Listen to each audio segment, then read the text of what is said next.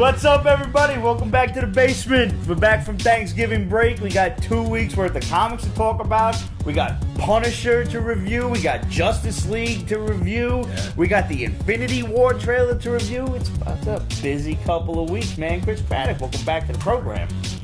Our resident rocket scientist in the house to talk about the Doomsday Clock, Imaginary Fiends, Void Trip, Batman Creature of the Night, Mystik U, Giantkillers, Darkhawk, and a whole bunch of other stuff. Guys, we got a great show lined up.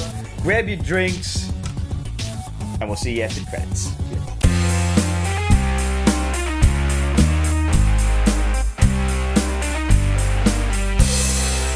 Let's talk about the Punisher, because he didn't give a lot of guys too much trying to... He gave the guys in the first episode a chance, and like he was leaving them alone.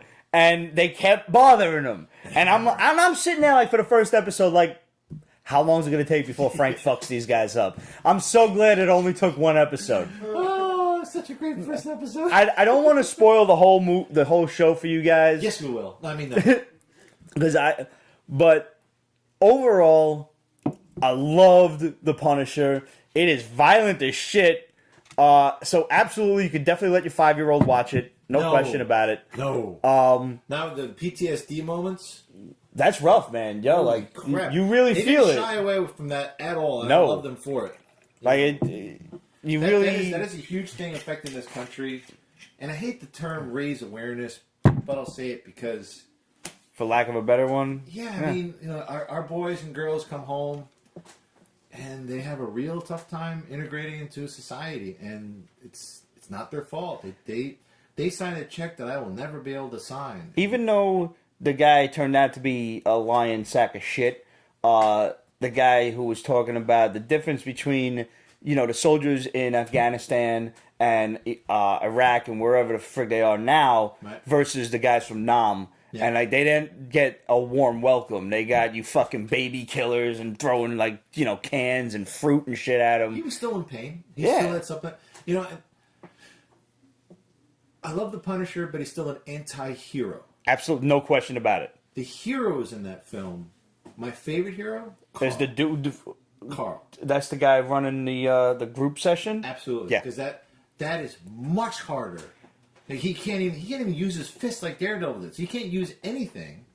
He has to use his words to convince people it's okay.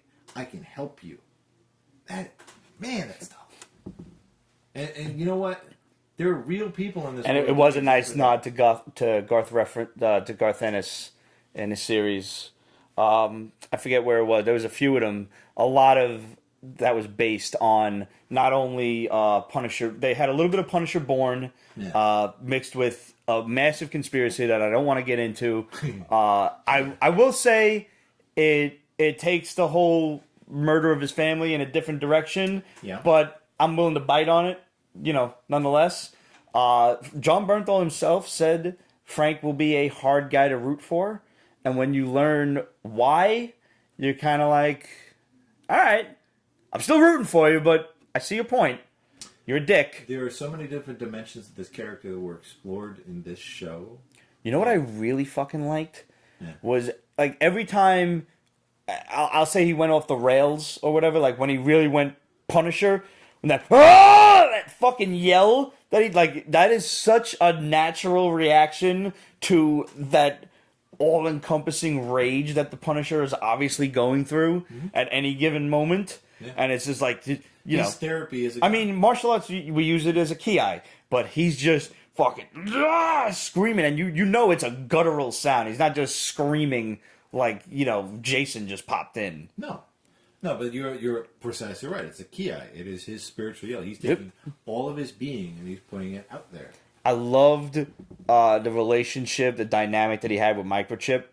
Like that, even though Microchip didn't look anything like he did in the comics, like Microchip was basically Newman. Newman, for say what you want about Warzone, that was perfect casting. Yeah.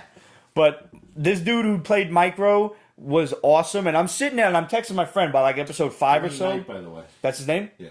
He was great. Mm-hmm. And I'm sitting there like, yo, if Micro doesn't get a happy ending, I'm going to be fucking pissed. Yeah, and no spoilers, but... spoilers. It's a good movie. His wife is really cute. How amazingly hot is the Arab girl? Amber Rose Riva, Mother of God, I'm in love. Full disclosure, I dated a lot of Indian women in college. Lucky it's not you. The same thing as Persian, I know. David, yes, Amber Rose Riva is just ridiculously hot. And that aside, I would they had an suck on that mole. ugly person playing this role and played the same way. I love this character. I love like the shit talking that she did, the realness about her. Like, you know, she was all about, okay, I'm justice. I'm going to find a way to do it. I'm going to kick doors down and everything. But then you find out other parts of her character that was explored later that makes her more human. And they didn't shy away from that. You know, one of my big problems at MCU television is that it's constantly kind of like what we see on The Flash. It's, the reason, the way we make superpowered people human is we emasculate them.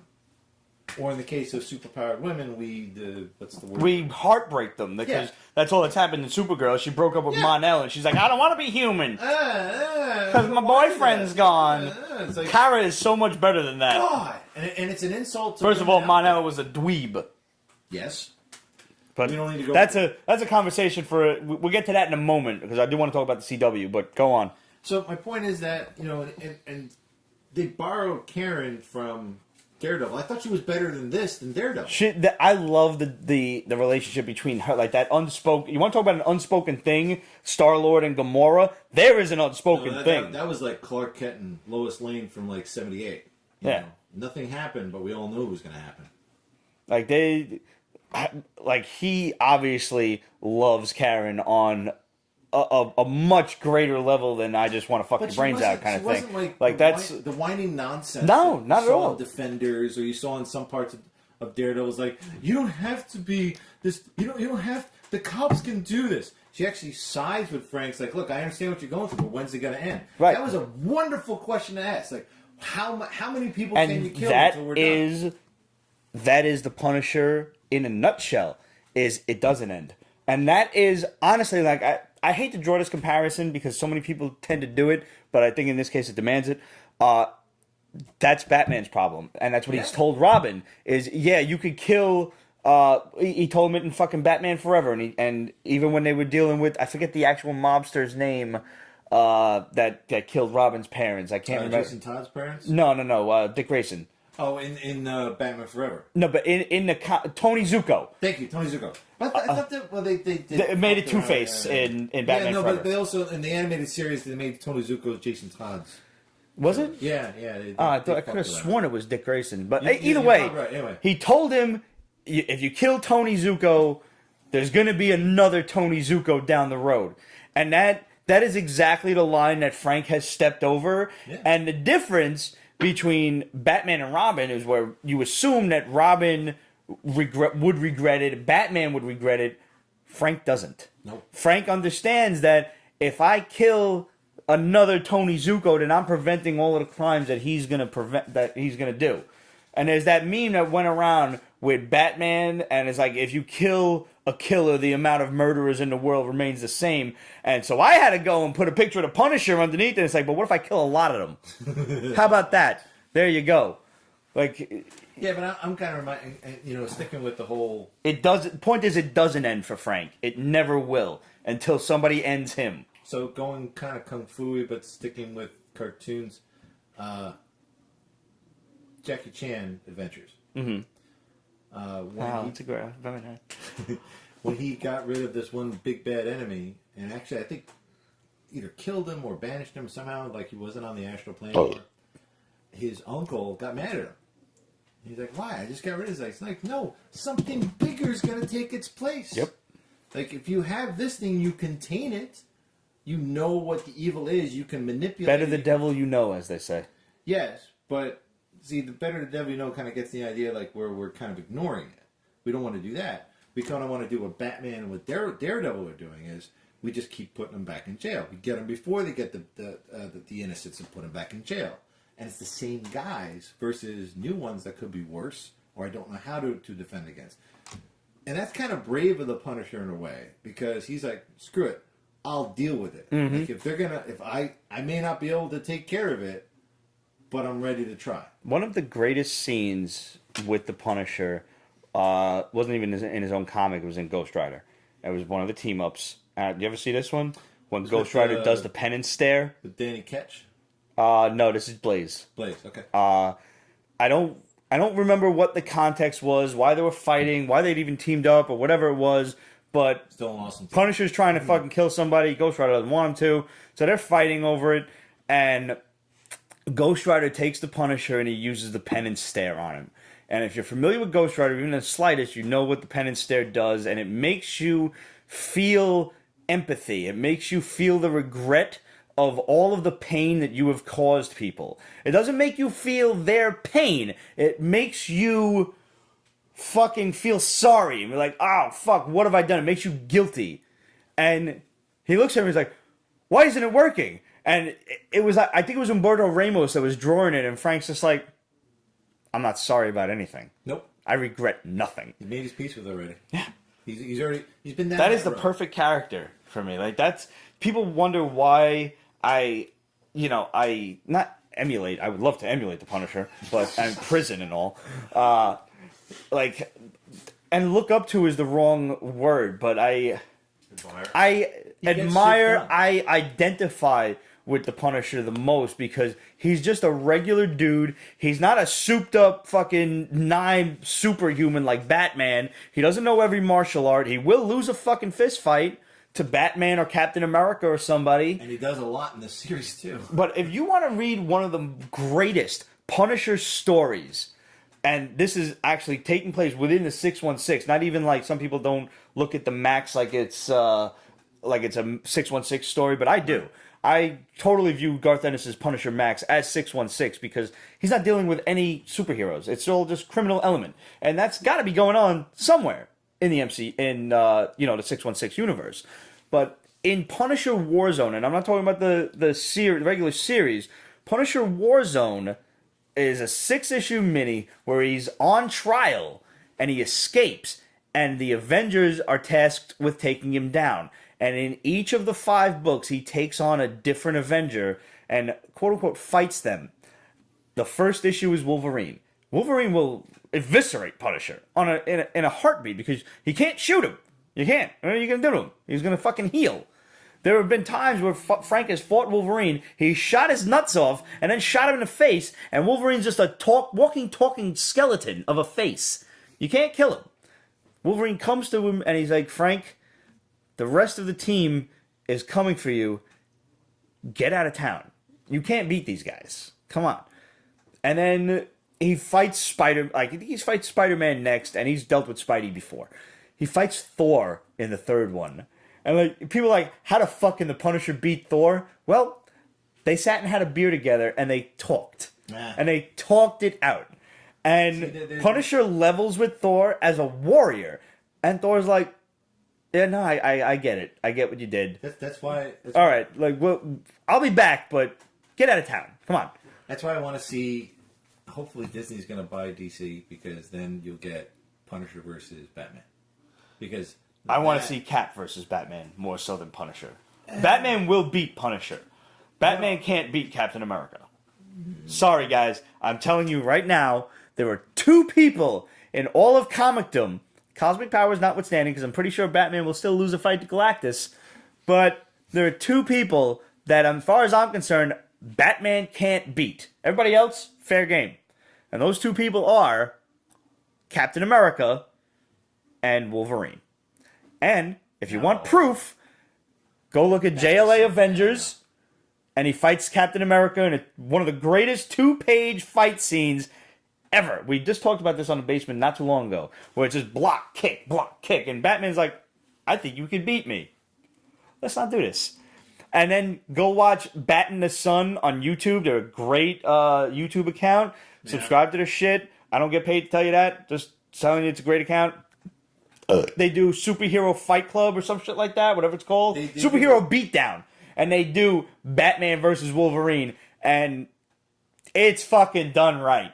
Go watch it. Go. Initially, I was kind of like, no. But then I thought about it, and you're right, because Cap's not just about the flippy shit and fighting. No, Cap's a soldier. Cap will do what has to be done. He's tactical. Mm-hmm. Yeah, and Batman. I mean, it's kind of like Deathstroke and Batman. It'd be a stand. It's another great fight. Yeah. Yeah. But that's why I want to see Punisher and Batman, because, like you were saying, Punisher doesn't have any powers. He's just he had all of that tactical awareness beat into him in the military for years and years and years. He's got experience, he's got tenacity, and he's a chess master. Mm-hmm. So he's always thinking ahead. And the Punisher Warzone, that miniseries, the culmination of the series is proof of that. Because he has to take on the entire Avengers. New Avengers. It's Captain America, Spider-Man, Black Widow, Wolverine, Thor. And he makes mincemeat of them until Captain America. And then, did you ever read this? Do you want me to spoil it? Like, I don't spoil it because I'm not going to read it. Yeah, it's so fucking good. I won't spoil it, and it's Punisher's like revere of Captain America that really comes to light here, and it's so perfectly fucking written that you can't ask for anything more. It's so good. And this all reminds me of the darker side of it with Wanted. The comic, not the okay, yeah. Where his superpower was, if he shoots a bullet, he can't miss. That's a great power to have with Bullseye, basically. Yeah, so he goes up against... And the whole premise is that there are no superheroes in the world because all the supervillains killed them. And instead of ruling the Earth publicly, they do it secretly. Because it's easier for them to rule if people are... it's the whole idea of they're not going to overthrow their captors if they're like, oh, I can just live my daily life. Right. And for whatever reason, I won't go into, the guy who has the superpower of I shoot and I don't miss, decides, okay, I'm going to kill all of them. And he does. And I won't go into how he does it because that's the fun part. I don't know if I ever read Wanted. Yeah, that's a TV. That should be a Netflix series or something because the redo Millarverse has been bought by Netflix in light of Disney deciding they're going to leave to make their own streaming service in 2019. It should happen. And I hope Disney's done it before. They made a streaming service and it was terrible. I hope they do it right this time. I don't think they won't, but Point of the matter is, Punisher is a great series, and I think the best part is. And I've told this to other people, yeah, you could go and watch Daredevil Season 2, which could also translate as Punisher Season 0. You could, and it's great. For the hallway scene. For the Punisher versus Daredevil and that whole aspect of it, you could skip over all of the Elektra bullshit because that ruined Daredevil Season 2 as far as I'm concerned. The Punisher shit is absolutely worth it. If not for the best part, when he brings his helmet to Gladiator to fix, and he's like... This guy could have killed you. He's like, nah, he missed. He's like, no, he didn't. This is a warning shot. Yep. It's like, that in and of itself is Frank. Because he wouldn't kill Daredevil. He's like, you're on my side. You just got a little mixed up. Yeah. You need to come around to the whole idea. But you can watch the series going into it totally fresh. No. It has nothing to do with any of the other nonsense with the hand and everything else of the MCU. Thank God. Just watch it and enjoy it because it's so worth it. Two things I'll say about it. One, they finally spent the money appropriately on good choreographers. Not that they did before. They had great choreographers, but I think just for whatever reason they didn't direct them appropriately. Everything that... Diamond Fist! I'll say it, Pussy Fist. And the guy who's playing Danny Rand, thank you, you did a great job. For the amount of time he had to train, he... Yeah. I think they got to, if they reassess, Season 2 I think is going to be great. He better be studying spin kicks by now. Yeah. He'll get there. And if he can't do it, they'll have a transition appropriately to a stunt double who can. I'm fine with that. I don't mind stunt doubles. I have the utmost of faith in him that he can do it. I do too. I think he's a skinny kid that can weigh 150 pounds. Like, you can spin kick. You can spin kick. I think it was the first or second episode where he just comes in the lobby and he spins around the security guard. Sean Cadeau said the writing was lame. It shows like it's not totally Finn Jones's fault. He didn't have a lot of time to train, etc. If they just went the Kwai Chang Caine route, that would have been perfect. It was already written for you. The whole Matt Fraction shit with the 7 weapons. Stop trying to reinvent the wheel, Marvel, please. CGI spin kicks. No vegetable tube. No. No CGI spin kicks. Everything about Frank was military. The way he talked, the way he moved, the way he expressed himself, the way his friends expressed himself, the way he used his weapons. It was all about up here versus down here. All these things you would know if you're from that world. I mean, all of the way he... Or are close friends with somebody who was. Exactly. The way he entered into combat, the way he did close combat. I mean, the whole discussion about the K-bar was awesome. Second thing. Okay, Sean. And I mean that. I'll do an extra. I'll demonstrate for you a spin kick. Woo. That's a promise. Second thing is, I think Marvel just had their Breaking Bad moment. Because I firmly believe that not just John Bernthal, the supporting cast, the writers, the directors, this is Emmy-worthy. Mm-hmm. I firmly believe that. If they can get around the whole glorification of violence, they can get... I agree. Yeah. And it was violent. It was. But it didn't glorify it. It totally was full frontal nudity on violence and said, this is what it's like, and people die, and this is what happened. They didn't shy away from the fact that I'm going to kill people and nothing's going to happen. Things happened. You know, I don't... Spoiler free, I can't go into it, but... Relic Lord said, make sure there are no water coolers in the room, Pete. I'm not sure what that means. I have, however, seen a bunch of videos with people kicking, kicking pads and like the water bottle shoots up and then they spin kick. I can't do that shit. There's a I think it was on, what's that one on Comedy Central where he's like, you're going to have a web redemption, that whole thing. Oh, God, you mean that guy who was... Tosh Bonell. Yeah. Where he tries to do a spin kick and he hits the water cooler instead. And he grabs it and it gets everywhere. Oh, I think I know what you're talking about. Yeah. Is that those like rehearsal video things? And those guys are... That's got to be fake, right? And does the backflip and falls in his face. Please tell me that's fake. No, it's not. I mean, this is what... As you well know, doing what we do, you fall on your ass like 9 times out of 10. I mean, it's true. It's true. I mean, I'm still working on my beat twist. I got my beat kick okay, but my I almost broke my elbow discovering that you can't break 10 boards in a row without spacers. Yeah, but dude, I don't believe in spacers. That had one that from like 2 years ago. That was awesome. Thank you. I didn't realize. I don't know how you were tagged in that to share. But I saw it like, I'm sharing this motherfucker. Chris shared one of my videos of me doing a head break with I think it was 6 boards, and he was like, "Rah!" and he like broke the 10th one. No, I'm just kidding. He broke all of them. But see, the thing is, when it comes to boards versus breaking stone, and I've only ever broken 1 stone in my life, 2 stones in my life, not together, but boards flex. So they're going to bend first, and so if you catch somebody who breaks the bottom one first, they're not fucking Jean-Claude Van Damme in Bloodsport, that's an amateur break, you fucked up. I love that scene, by the way. It's great. Yeah. But what happened was, I don't believe in spacers because you stack the fucking things together, break the shit. Yeah. Stone, you have to use spacers. Boards, apparently, you have to use spacers after number 8 because 8 exceeds the vertical maximum of the width of the board.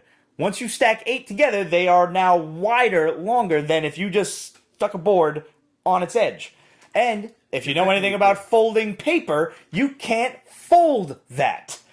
So I tried 10 in a row and literally almost broke my fucking elbow.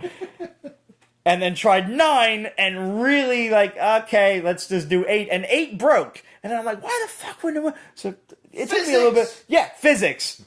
Because you need, at that point after 8, you need one to crash into the other, into the other, into the other, as opposed to just splitting them. Yeah, it's a cascading event. Yeah. So after 8, spacers.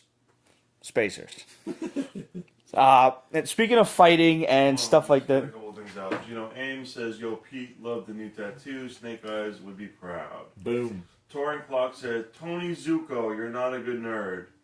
I figured it. I remembered it. You fuck. He said it at the same time as you remembered it. Jesus Rodriguez joined. Hey, Chico, what's up, man?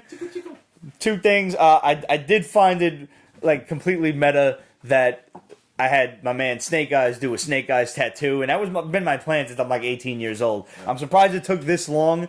I am in the concept. I am conceiving of a sleeve for this. I want to do a Punisher skull, the modern Punisher skull, with two M16 machine guns, like a skull and crossbones, maybe somewhere back here, in keeping with the whole like U.S. military and comic book vibe on this side. We got the sword going, which is Reality Cross. Yeah.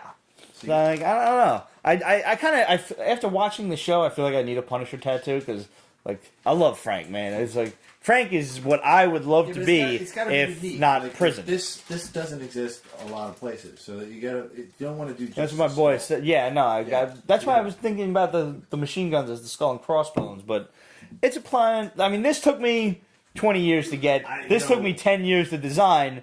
I'm in no rush. I would just do the whole like, in the beginning of the Punisher series, where it has all the guns line up like, and you realize it's the Punisher skull. They're all guns. Do that. That's an idea. Yeah. That's interesting. Back's gonna hurt a lot. Lots of scotch. Lots of scotch. I was very drunk for this one. I'm just gonna tell you that now. So, DJ A1 wants to know about the Infinity War trailer. Oh my god! How many times did you watch it? First of all. Oh god, it's in like continuous loop. I can't answer. But I literally watched it 4 times before I even got off the couch, like in the morning.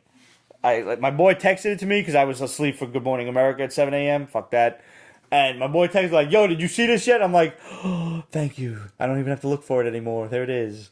And I watched it, and I put it down, and I watched it again 4 times before I managed to get off the couch while having my coffee. So it's phenomenal. So good. As a rocket startup, we're trying to keep costs low, so a lot of the work I do is from home. So I'm watching my son, who's just under 2 years old. And what I do to kind of keep him off too much TV, to kind of transition him into playing, I put on YouTube and I play different videos. So as I'm doing that, I'm on my phone watching the Infinity trailer over and over and over again. Finally, he just comes over to me and he's like, "How are you doing, Daddy? What's your problem? You're messing with my beat because the cadence is off. I can't dance to this." and it sounds like I'm kind of inserting words into him, but no, he's giving me these looks like, dude, the fuck? Do that on your own time. You got the YouTube on, bitch. So yeah, he rules my life. Anyway, Librarian Kate asked, "What was your favorite part of the trailer?" And the whole thing is not an acceptable answer. I have 2 really specific parts that I thought were fucking phenomenal. Everybody loves the Black Panther's speech during it. It's like, whatever the fuck, engage this man a shield. Engage all defenses and get this man a shield. He's got a beard. He doesn't need a shield. That's true. He's grown the shield. By the way, this was only grown for No Shave November, and every year, Pete's Basement tries to donate $100 or so to prostate cancer. So I grow this nonsense every November, and I swear to God, it's November 30th at midnight or whenever the show is done. This thing's gone. I like the scruffiness. The mustache is hanging over my lip, and it's like, Arthur, the mustache is touching my brain. That's how I feel right now. Do you remember Kids in the Hall? Yeah, of course. Do you remember when he's like, "I think I'll grow a beard"? No. Yeah, I don't remember that one. I don't remember what the joke ended up being, but it was So basically, he grows a beard and he becomes like a shut-in, and he just sits there watching movies till 2 a.m, just like... You do that, though. He's like, "It's fuzzy. It's fuzzy. Curly." Like, where's No. so-and-so? I don't know. He hasn't been here in a while. I think he grew a beard. Oh, shit. My favorite part of the trailer, first of all, my boy Chris asked me, he's like, why did they have to show Vision getting the thing ripped out of his head? I was like, because everybody knew it was going to happen, so let's just address it right in the beginning. This is about pain. This Yeah. isn't about victory. No. I loved the portal scene. When Thanos just shows up on Earth, and he's literally just a purple Josh Brolin at this point. People, by the way, are concerned with the coloring. Like, he's not blue enough yet. He was in space, now he's in an atmosphere. Right, he's in a sun. It's called scattering, you non-physics morons. I'm like, yo, the light from the sun would turn him a lighter color. That's why the sky is blue, because blue scatters better. Because he's went from dark purple to now he's kind of magenta-y. He's angry, okay? So, yeah, no, physics. It's Stone Cold I'm okay awesome, with it. and he's angry. Nevertheless, when Thanos comes out of that portal, and he's not angry, he's not ready for a fight, he's just looking around like he just kind of gets that little, really subtle He's not a spiritual nod, flesh. and he's like, you could just hear him in his head, like, I'm gonna fuck all of you motherfuckers up. Yeah. Yeah, and That is like, I don't know, because Josh Brolin quickly became one of my favorite actors in like the last 2 to 3 years, give or take. No Country for Old Men. Oh my fucking god! You don't understand the thing that I went through, the mental dilemma I went through after that movie. Yep. First of all, let me just say that Josh Brolin initially impressed me. Obviously, what was it The Outsiders, whatever the fuck, the Stand By Me, whatever the fuck one it was. Goonies. Goonies too. I forgot about Goonies. He was the older brother. His 80s work notwithstanding, Men in Black 3. Yes. Yeah. Yes, it was a third sequel to a movie, and it was Best But- prequel I've ever seen. When I saw this movie, when I saw the trailer for this movie, I thought this was Josh Brolin acting, lip syncing, and Tommy Lee Jones doing a voiceover for the entire movie. Yeah. And then I later learned that no, that's That was Josh him. Brolin doing a fucking 2-hour impression of Tommy Lee Jones. He shadowed him for 2 to 3 weeks, learned his mannerisms, his inflections, everything about him, and he Went to Harvard. became Tommy Lee Jones. That's the kind of fucking actor he is. And he had me so convinced that I was watching a fucking lip sync that I'm like, yo, this motherfucker's capable of anything. And then watching I'm not even spoiling No Country for Old Men for y'all, because if you Dude, haven't see it, seen this see shit, it. you haven't Oh. seen it. I watched this movie, right? I watched the movie. I'm like, this Even is the edited version on FX, where the fuck it is. See it. No, I fortunately saw it on cable because I'm watching this shit and I'm like, this was the fucking stupidest movie I've ever seen in my life. What the fuck was that ending? And then I went and looked it up. And I rewound Yeah. and I watched it and I read some Yeah. shit and I rewound it again and I Yeah. read some shit and then I fast forward and I read some shit and I rewound. I watched the ending about 8 times in the span of 2 hours. 8 times, all while reading different descriptions, different analyses and shit. And I'm like, by the 8th time, I'm like, this is the greatest movie I've ever seen in my entire life. Better than Fargo. Oh my god, I've never seen Fargo. Fargo's great, but It is. I can't even recommend this movie enough to you guys because Javier Bardem Javier Bardem. is insane. Yo, this Talking about motherfucker. Scary, that he defines scary. The only reason I would have wanted to see the Dark Universe actually come to fruition is to see this motherfucker as Frankenstein. In Tarantino directing. Thank God it's not happening as a whole, but I feel like we missed an opportunity with him as Frankenstein. Would somebody please get Tarantino to direct an MCU film, because they already had it in Winter Soldier. What would you give him? What would you give him? Because I'm not the biggest Tarantino fan, so I'm anxious to hear what your thoughts are. Honestly, I'd give him. And this is probably a travesty to say this. Has anyone not seen that movie? Sean, yo, there's people that I've talked to that are like, I never took the time. And that was me for a long time. And it just come on cable one day, and I'm like, yo, it's the beginning of the movie. Let me finally watch this shit. And I sat down and I watched it.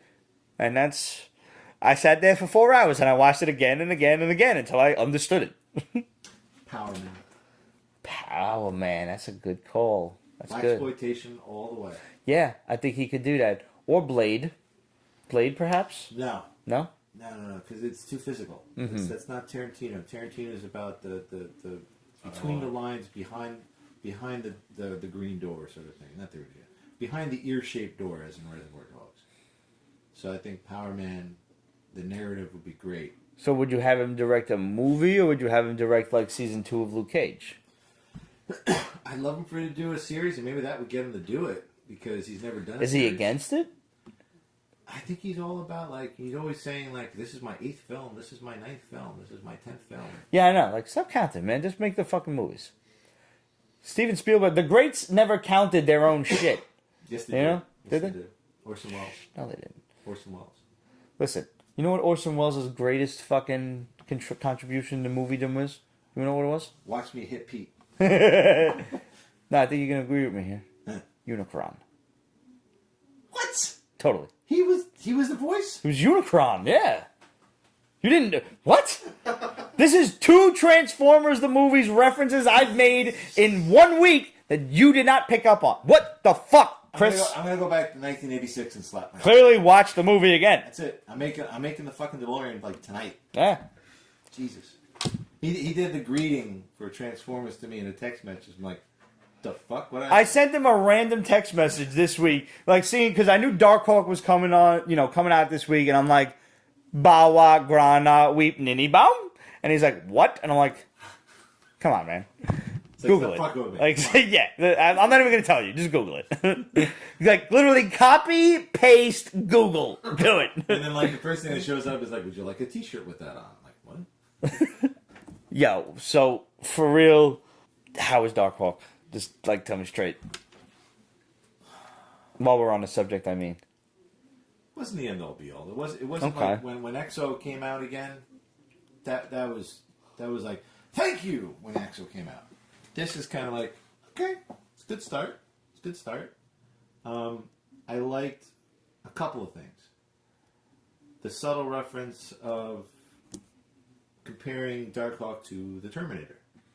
Interesting. Because I've always said, if you combine the Terminator with Predator, you get Darkhawk. So if they do it like that, that'd be interesting.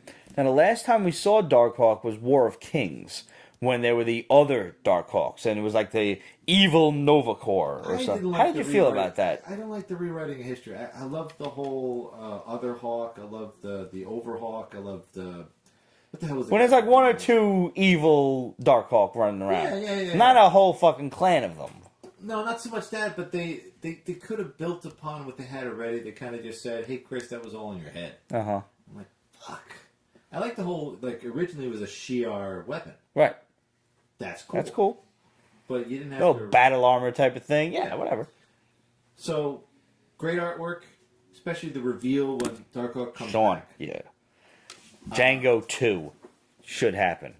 I like the fact that Powell's a cop, like his dad, but he's a good cop, and they spare no time getting to the point where he shows, like, I'm not going to be like my dad, I'm a good cop.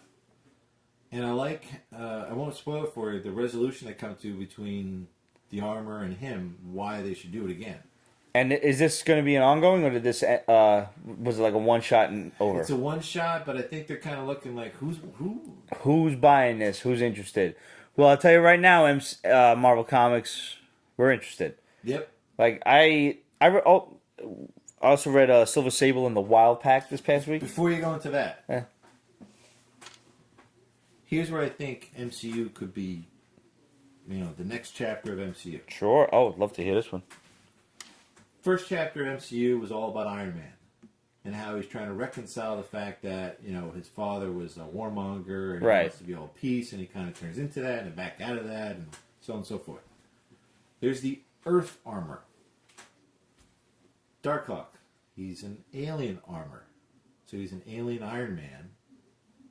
Now you have to deal with what's in space. So now you open up... Guardians of the Galaxy kind of pried that open. Sure. But now Darkhawk can really explore. Well, they've definitely said that they're going, like, once Phase 4 rolls around, they're going to explore 2 different aspects of the MCU, and it's going to be, like, Earthbound stuff and Marvel, and I have to do it, in space! Because it's really necessary. It's like, Muppets. you gotta. Yeah. You gotta. And I think that would be a good aspect. Even if they turn them into villains for the Nova Corps or for the Nova movie, I don't give a fuck. You always need a grounding event. I mean, with Iron Man, anybody can be the man in the can. Mm-hmm. If you're just smart enough and you had the resources, you can be Iron Man. And for you 450 some odd billionaires in the world, Bitches. what the fuck are you guys doing with your money? Buying another gold-plated umbrella stand? Oh, yeah. Paul Allen's making the largest plane ever built. See you later, Musk Hellraiser. going to Space. Bezos is going to space. So there's a few, but... Bezos, wasn't those were little enemies in Mario 2? No, Jeff Amazon Bezos. in Man. space. Amazon in space! Now, he's actually made... In my opinion, Elon Musk is doing a great job changing the vernacular on reusable rockets, but Bezos is actually doing a better job, in my opinion. Real quick, I just want to bring up Silver Sable in the Wild Packs. Another one-shot. Yep. It's a legacy book. It's I think it's number 36 or something. She's so integral to the narrative of Spider-Man. But even in the 90s, like every book would start off with her in like a super sexy outfit, Yeah. and then she'd come back to her Silver Sable like Wild Pack uniform and everything, and they'd fight some terrorists or whatever, or some mandroids or something. For me, And she's like a combination of Punisher and Checkmate. I was gonna say in Black Cat. Yeah. And and I mean it's a good character, but I think she's still a supporting character. Like I don't know. I used to buy this book back in the day because the first book had the, that foil embossed cover, and the artwork was actually really good back then. It suffers a little bit now, but it was a fun book, and it's very nostalgic. It's so 90s, and if you're looking for that, you'll enjoy yourself. That's a real opportunity. Like from a visual and a storytelling perspective, you can take a lesser known character and really drill down into what makes them what they are, and tell a really cool story that nobody's ever heard. I think if you made her a couple of mini-series, instead of... People are dissuaded by ongoing series. Yeah. I think. If Marvel constantly wants... They seem like they want to do these #1 issues or these, long stretches of issues. Look at what Dark Horse is doing with Hellboy, with Black Hammer, with all these other books, or Image, and they're making mini series of a ongoing series. So like you've got Hellboy in the BPRD 1950s, and they're all minis. They're all 3 to 1, 2, 3, 6 issues, whatever, and then you're done. Mm-hmm. And then you move along to the next series in 2-3 months. Yeah. Do that with these characters who can't hold their own book. Come up with a beginning and an end to the fucking story. Make us enjoy it. Let us enjoy it. And then Leave them wanting more. give us some more in a few months. That's what Mike Mignola's doing. That's what, Dark Horse has that shit down to a science, yo. Or do the reverse. I mean, Orson Welles was always the fan of the whole talk about me for the first half of the act and then introduce me halfway through. Like, one of my favorite films ever was The Third Man. All they talked about was Orson Welles' character, Harry Lime. Harry Lime's a bastard. I love Harry Lime. Harry Lime's dead. Harry Lime killed all these people. No, you can't say that about Harry Lime. 45 minutes of that. 45 minutes. You don't see the guy. And then when you do see him, you see his shoes. Cat going over his shoes. You wonder who this guy is. It might be Harry Lime. And then they turn the light on for 1 second because across the street this woman opens her window and starts yelling at the guy for yelling at the guy in the shadows. And you see him smile. Like a half smile. And the light goes off and that's the end of it for the next 20 fucking minutes. You don't see him for another For like 20 an minutes. hour or so, you don't actually get a good look at the guy. No, you just see him for just a little bit like, hey, how are you? What? Where the fuck did he go? If you did that with some of these lesser characters, You're building intrigue. take all the big ones out there like Spider-Man, Hulk, Wolverine. Have them talk about, for a frame or two, A supporting character. I had a beer with Silver Sable, but she's a bitch. Say something like that. Where Hulk says, man, I had a good time with Silver Sable. Something like that. Do that for like fucking 6 months. I would actually like to see an interaction between Wolverine and Silver Sable. I think that would be great. And he'd obviously fuck her. Yes. Because that's what he does. Yes. But you know what? Silver Sable would leave her naked in the middle of a fucking square. Yes, he would. Yes, he would. She's a female Wolverine. Yeah. You want to talk women empowerment? Silver Sable is the quintessential female empowerment book. Because she is a like female Punisher. She is the female Nick Fury. Yep. She is everything Maria Hill was designed around. She's better than that. Absolutely. Because as we were discussing off camera. She's also a mercenary. Yeah, it's like we were talking. Doesn't have a set of rules. We were talking about Hidden Figures. Well, first of all, women are ruthless. If you don't know that, fucking learn it. Hidden Figures, like they were talking about. We were talking about how like early mathematicians, code breakers, and programmers were all women, and that's not because it was racist or whatever it was, but kind of was. It was because they didn't have any fucking egos. They just got the job done. Men were just like, "Oh, I'm the better man. I can do more better math than you," you know. So they always fucked things up. They always screwed up the math. Same thing here. Fury's all going to be about power, authority, even if he's trying not to be. Silver Sable's not. She's figuring out, calculating exactly what's the best path around this. I don't care if I get humiliated doing it. I get the job done. True. So all in all, it was a good book, and I would like to see it return, but I would like to see it return the right way. Yep. You know, and I think that's something Marvel has to learn. Speaking of right way. I had a segue too, but you go ahead. I'm sorry. No. It's your show. Yeah, but you're the guest. Go for it. Thank you. I love Darkhawk. I can't say enough about him, and I don't want to oversell this, but I love the new costume. Thank you very much for putting in that book. It's great. 2 things I want to keep about Darkhawk: the original helmet or something close, and the purple wings. I got my purple stuff on.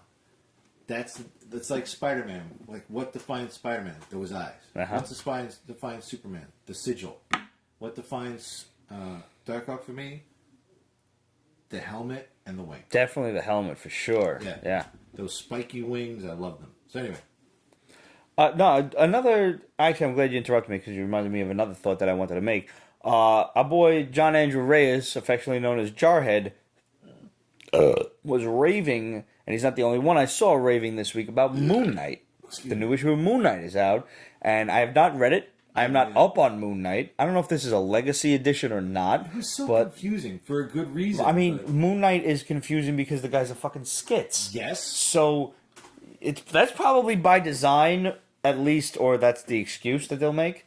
So I don't know whatever new shit is going on with Moon Knight, but now, in light of everybody talking about it, especially John, because this kid, I swear, I think he's like 21, 22. He knows his shit about comics, man. If he tells me it's good, I'm going to take his word for it. I'm going to check it out. I haven't read it in a long time, so I'm going to see how it is, and you can look forward to that review in a little while. I loved Moon Knight in the 90s, so... He's Batman with multiple personalities. Yes, David, that's pretty much what I got out of it. Wasn't he able to phase through walls at one point? You're asking the wrong one for his power set. I'm sorry. I didn't answer a question that someone asked before, which is, what's your favorite part of the Avengers trailer? Yes, that's right. You didn't. 2 things. First one is not visual. When Josh Brolin was talking, you will learn... what it is to be defeated kind of thing. Yeah. And then he was talking about how you will know that you are right and you should win, but you will lose all the same. I'm like, oh my God. And like, it was such a humanizing moment for Thanos, where that's what I love when you do a bad guy right. It's not that they're evil and you can't understand evil. It's they believe they are good, but they don't realize they're evil. Mm-hmm. And that was perfect. Number 2, and since John McGuire pointed this out for me, the moment I realized that the guy standing to the immediate right of Black Panther was a guy that helps me learn how to trick. Which, if you guys don't know what tricking is, it's when you see Captain America do these cork flippy stuff and all this other stuff. That's what I'm trying to learn how to do. This motherfucker, he takes it to a whole fucking level. He's taller than I am. He's like a beanpole. And every time he comes in, I just stand there. I'm like, show me what you got. Like, I'm just ready to learn. I'm really excited to see him in this movie, and I'm sure he's probably in Black Panther. I hope he is, because he's one of the amazing guys I get to train with at Brooklyn Zoo. Shout out to Brooklyn Zoo, Willie Boss, and John McGuire and everyone else that's out there. You've seen John on the show, and actually, it's about time we get John back. It's been entirely too long since we've had John on here. But yeah, and John knows everybody. He knows the guy that trained Pussy Fist's girlfriend how to use a katana. The guy that's actually the stunt double to Daredevil that does all that flippy shit. The guy that is Black Panther's stunt double. Huh. Yeah. When he did that, the block kick to the chest in Winter Soldier, not Winter Soldier, Civil War, that was his buddy. I mean, we would probably like to talk to these people at some point. That'd be nice. That should be set up at some point. Hello? Yeah. John! Seriously, John. So, connections to actors. yeah, really. So what did you think of Justice League? I didn't see it yet, admittedly. With great mustache comes great responsibility. Are you referring to the Superman CGI'd mustache? And I saw it in IMAX and I saw it in non-IMAX, and I'm like, is it just IMAX? It's just really clear. It's like, no. It's the CGI. It's not bad, but it's like for those who know, it's like, oh, there it is. Whatever he he looks like Chandler. I've seen the stills. All I think of whenever he smiles, and especially when he's smiling to Amy Adams, I was like, oh, the rusty trombone. That's a shame. But I gotta tell you, it was so much fun, guys. I know all the stigma out there, and they're not wrong. See it. I saw it twice. I plan on getting there this weekend. Actually. I loved it. I love. Everybody shits on Danny Elfman. They're not wrong. He didn't have enough time to do it right, but he brought back the '89 Batman theme, and he used. I heard the Superman theme was perfect. like. Oh yeah. It was not the same as John Williams' shit, but it was homage to it, which is something I feel that I kind of enjoyed Man of Steel, minus Kevin Costner. No, I enjoyed Man of Steel. Storyline. And again, I feel the need, just in case you're watching Peach Basement for the very first time, and this is the episode you're seeing, I don't hate Man of Steel because I hate Kevin Costner as a human being or as an actor. I feel that his character itself as Jonathan Kent was written wrong. He's the mumbler. And that's... His father would not have done the things that he did in the movie. Yeah, like, should you have let those kids die? You should have just let the kids die, Clark. You should have kept your secret identity and let the kids die. Motherfucker, you're a farmer, for fuck's sake. Seriously. But the complaints that I'm hearing... First of all, the full review that I've heard from, like, everybody is that the plot is shit. Oh, yeah. The villain is shit. But... overall, the dynamic between all of them, between the Justice League, is spot on and perfect. And I have heard that from even the harshest critics of the movie. I weep for Batfleck because he got it right. And he is the only actor I've ever seen put on the cape and cowl that I fully believe that if he did it in real life, he could do it. He could fucking do it. I'll tell you this. The WB fucked Ben Affleck over. I'm getting emotional right now. Because his script for the Batman was dope as fuck from what we let to understand, Deathstroke and all that. And what I don't understand... Joe Manganiello, thank you. For being Deathstroke? Oh! Stay to the end, everyone. Stay to the end. For embodying the action, the whole 90s aspect of Slade Wilson. Yes! But... nonetheless, and thank you, because now I know what one of the after credits videos is. Did we drop the cheese? We didn't, but now I know. Production. Anyway, that's all right. I can deal with that. Anyway, Ben Affleck, the reason he's walking is because he's so displeased with Warner top brass. He's not wrong. And he's not. He was promised writing the new script, possibly not directing it, but like being, all he has to do. he was all in on the Batman. And they were like, no, we don't really like the script, and no, we don't. We just want you to shut the fuck up and do what we tell you. And he's like, no. Creative differences. Total creative differences. And from what I am led to, first of all, Batman versus Deathstroke is a good movie. It's a good comic book. Anytime you are Watch offered The it. Accountant. That's basically it. I've heard that before. I need to see this movie. Yes, it's literally Batman versus Punisher. But the fucking, here's what I don't get as a comic book fan.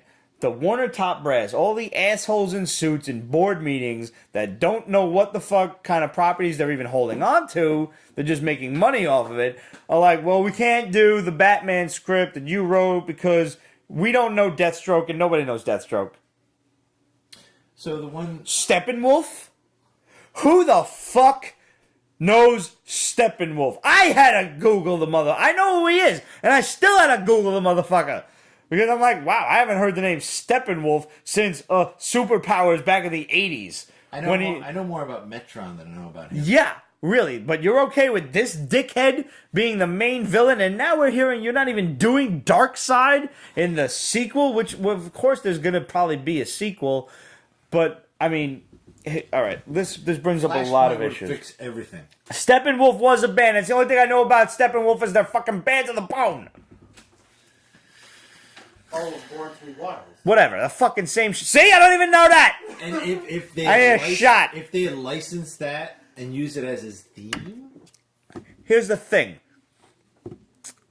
Ben Affleck wrote a dope ass script for the Batman, and it got shit on, and that's why he's walking. And don't let anything tell you different.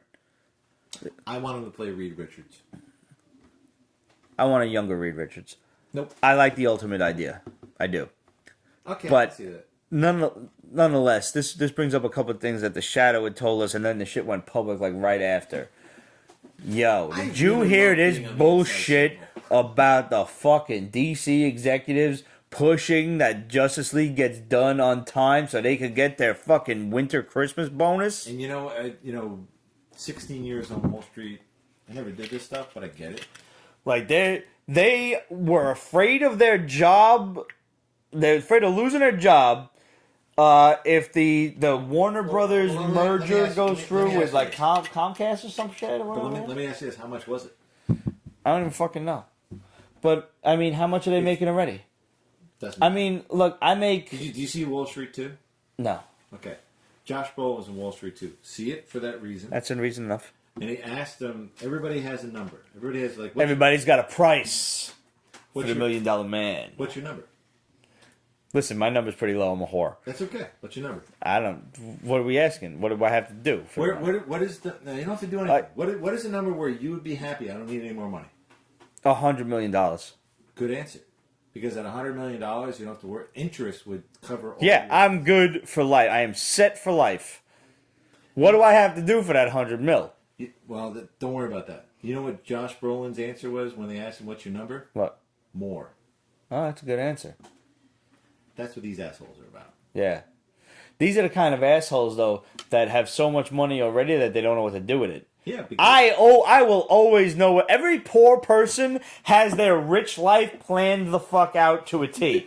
Every rich person has no idea what to do when they're poor. They have no clue. Nope. I know exactly what I'm going to do when I hit fucking lotto. Money is not important. Only the lack of it is. Right. Because crying your eyes out in a Ferrari is so much more fun than crying on a bicycle. You're not up on the CW shows, right? Not this season at all? No.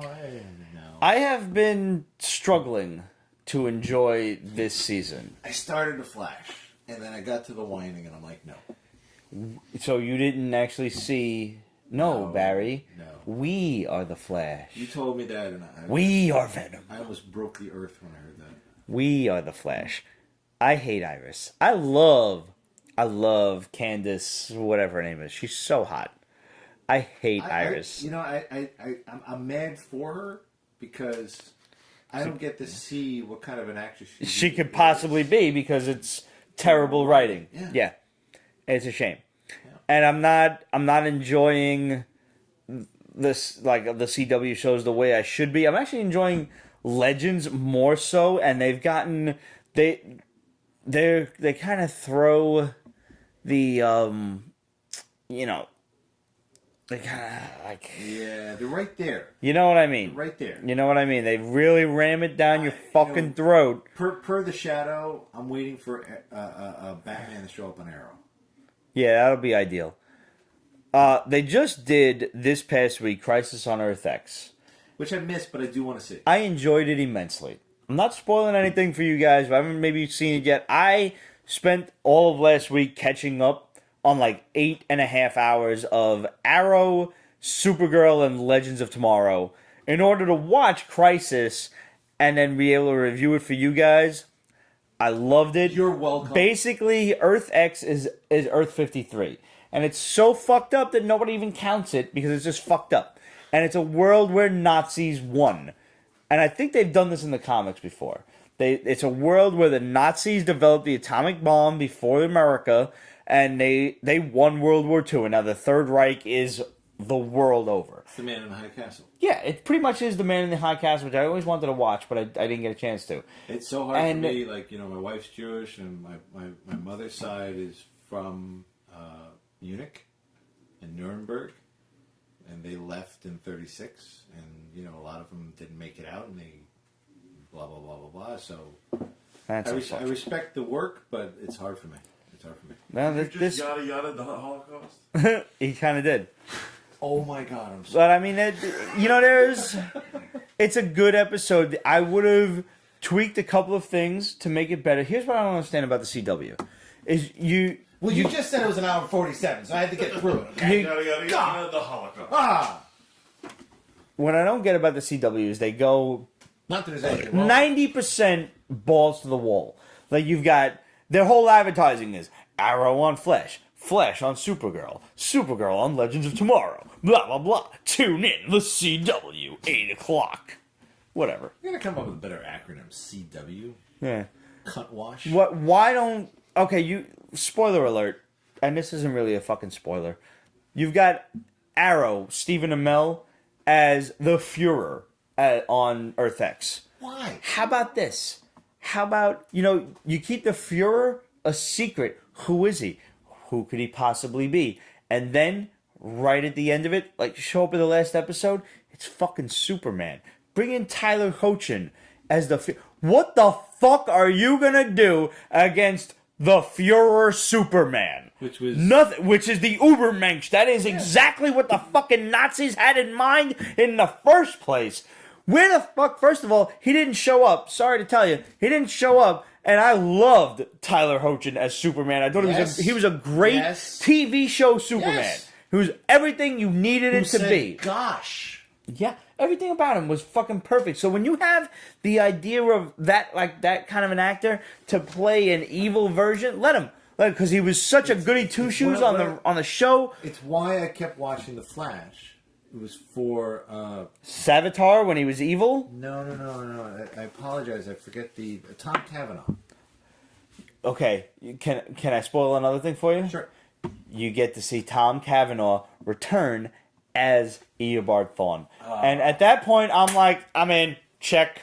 That's enough for me. It was. And he's so fucking good. Just to go back to Justice League.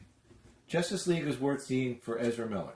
I've heard that. Yeah, and he's, the Shadow. And I was so against him being the Flash. Same here, because I love Grant Gustin. Yeah, I do. Ezra Miller steals the show, I heard. Fuck, yes.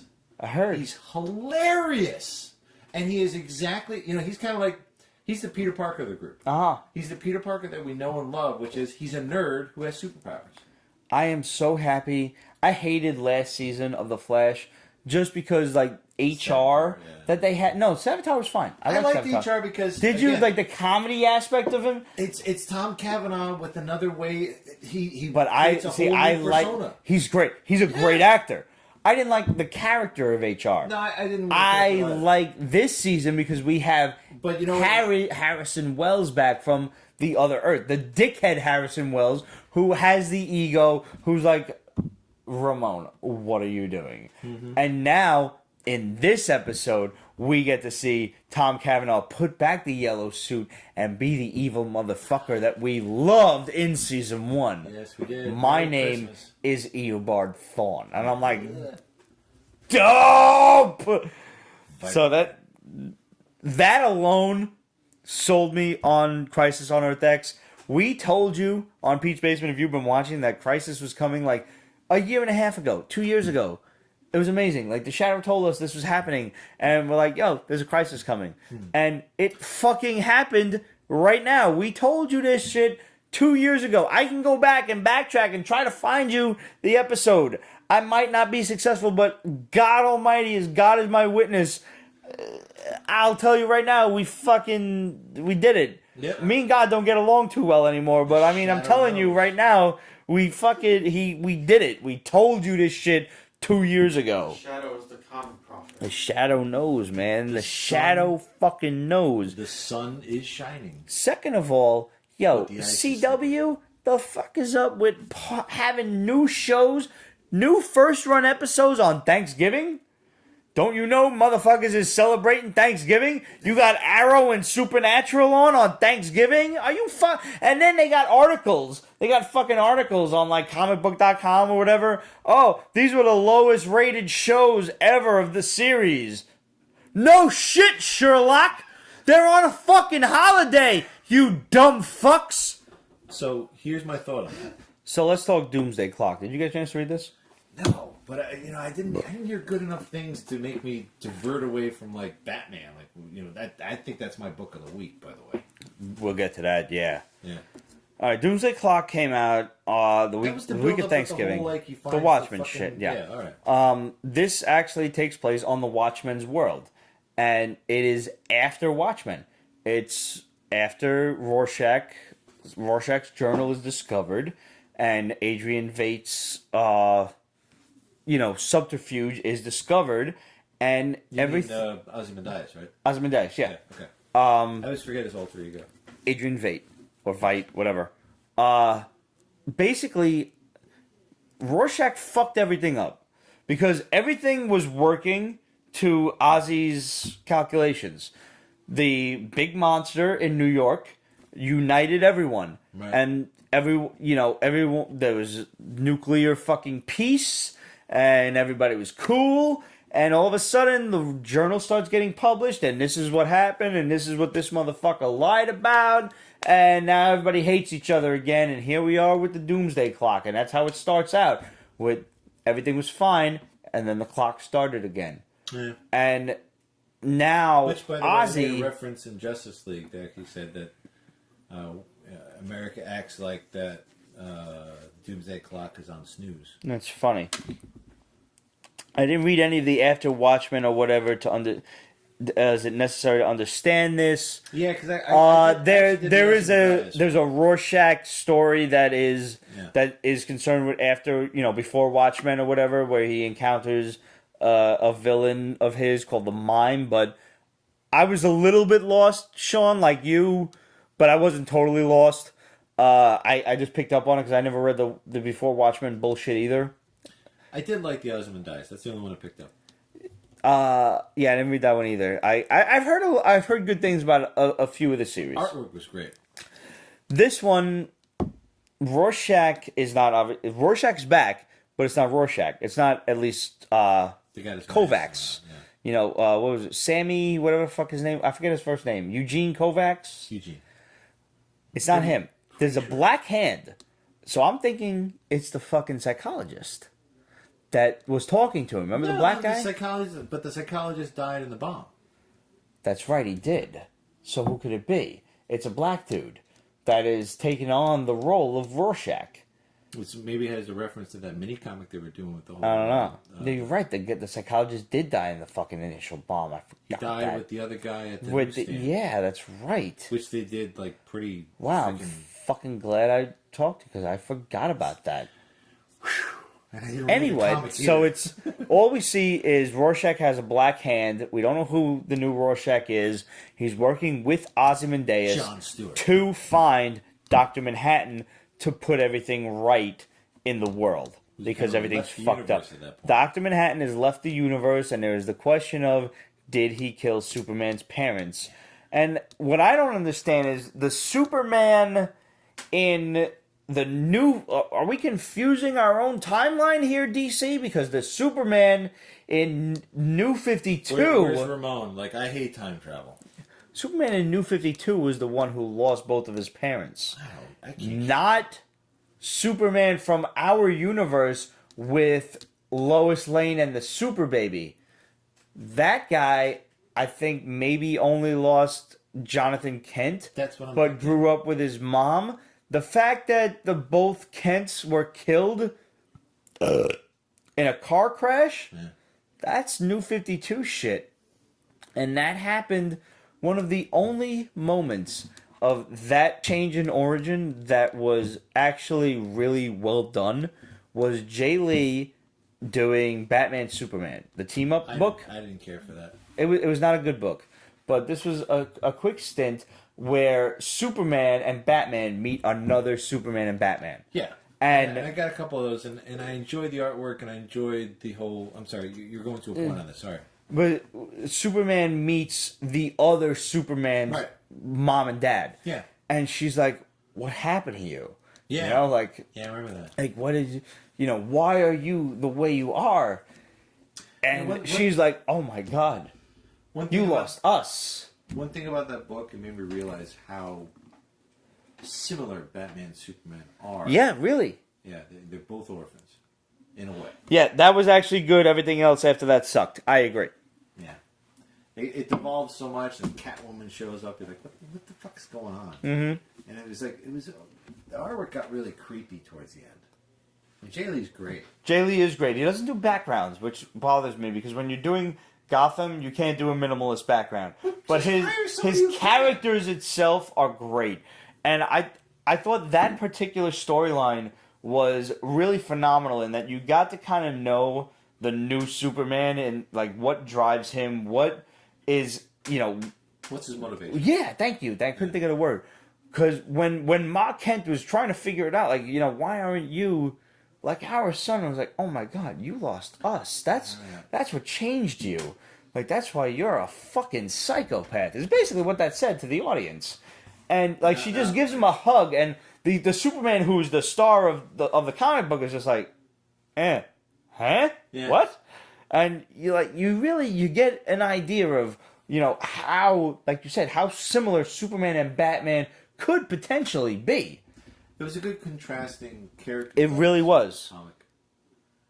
Not gonna lie, Jay Lee's art usually has me lost during a story. Yeah, no, he can do that. He's so good. He was the best, as far as I'm concerned, during when Marvel was doing Dark Tower. I didn't pick that one up. Oh, that was... It's not worth it now because they just fell off and they just left it, That was? like, in limbo. But he was really good at painting a post-apocalyptic world. It was phenomenal. I'd love it if he did Witchblade. Oh, man. Could you imagine? No. Because I'd love to see his interpretation. But, like, that was... Like, I don't know if DC is purposefully confusing their origin stories of Superman or if he's having visions of another Superman's origin. I don't know what's happening. It's the problem But- with DC. They keep changing their narrative every couple of Oh, months. so often. And I'm obviously going to pick it up just to review for you guys, but am I going to enjoy this? I'm not promising anything. At this point, I'm enjoying Dark Knight's Metal. Like I said, I was liking the miniseries more than I am the regular book. And now that the minis are over, I'm only left with the regular book, so we'll see what happens with that. Did you get to read from last week Imaginary Fiends? Yo, this shit was DC Vertigo. Were you hanging out with us when we were doing Imagine Agents for, I think it was Boom Studios? Imagine Agents took, it was like a special brand of, CIA, FBI, or whatever, and imaginary friends were real. It was a cartoony, it was fun for all ages kind of thing. This is not. This is fucked up Imagine Agents on crack meth. This is Tim Seeley just being fucked up. It's like Sandman. And all of these imaginary friends are real, and they're feeding off of like the energy, the love from the children. They're like symbiotes. It was sick, bro. Imaginary Fiends is nuts. Like, they bring in this girl who kind of stabbed this other little girl, like her friend, as a child. She mostly stabbed her. Tried to kill her. Because the imaginary friend told her to. And now they have her working for like the FBI's imaginary friend division, where they look for these creatures and try to like send them back to their own dimension or kill them before they can cause some damage. What the hell was that thing with Ryan Reynolds where he's like he was a cop for the dead? Oh, Ripped. Yeah. R.I.P.D. Yeah, R.I.P.D. Yeah. Great film. This is a cool book. I didn't think I was going to like it, but when I, because I started reading, I'm like, what the fuck? This is like Imagine Agents. And it's a more fucked up version of Imagine Agents, and I'm totally cool with it. What's the one that's coming out now with Chris Paolini from SVU, where he gets knocked down and he wakes up and he starts seeing other people's imaginary friends? TV show? Yeah, it's a TV show. know. And it's based off of a comic. Is it called Happy something? Happy, yeah. Happy! Sean Cadeau's there, same time. Happy, yeah. Yeah. That's a comic book, too. Yeah. Yeah, that was a comic book from a while back, actually. Yeah, like I a remember good 5-6 seeing it. years ago. Yep. And they were always planning on making a TV show, and now here it is. Image's Void Trip from a couple of weeks ago, like 2 weeks ago. Yeah, first of all, I hate all of these hippie assholes. And they're on like this fucking I don't know, blanket spiritual. statement, but No, I hate yeah. them. I fucking hate the two of these assholes. I hate the bitch most. It's okay. Like, if you We still can't love you, fucking Doc. suck a golf ball through 6 feet of garden hose, what the fuck is this dude doing hanging out with you? can't- Why are you even here? No, you don't have to. You don't have to. good. She does. And that's a sexist comment from Pete from the basement. I don't give a fuck. I'm drunk now. I don't care. Cover your ears, Darkhawk. This, they're like tripping balls, and they're like the fucking quintessential teenagers who like left, and their dads are looking for them, but it's like a secret agent who's a kind of an assassin, Which, or whatever. devil's advocate, that's what Steve Jobs was. I didn't care for this. I tried. I thought I was gonna like some outer space adventure, and they're stealing gas, and there's this like ninja robot assassin Yeah, looking for him, I couldn't and they've do got it. this like tentacled octopus guy who's working. He's like a PI, a private eye looking for him, and Yeah. they trip balls with him, and the whole book is about tripping balls on these extraterrestrial I just kept waiting for the mushrooms. testicle alien to show up. I'm like, is this another episode of Rick and Morty? It I might. don't know. It might. It's Image. You can never tell. I'm not picking up issue 2 to find out. I just didn't care. A lot of their stuff just goes nowhere for so long. It just drives me crazy. Like, just do it in a 4-issue arc. I'm fine. Yeah, didn't But, care. You know.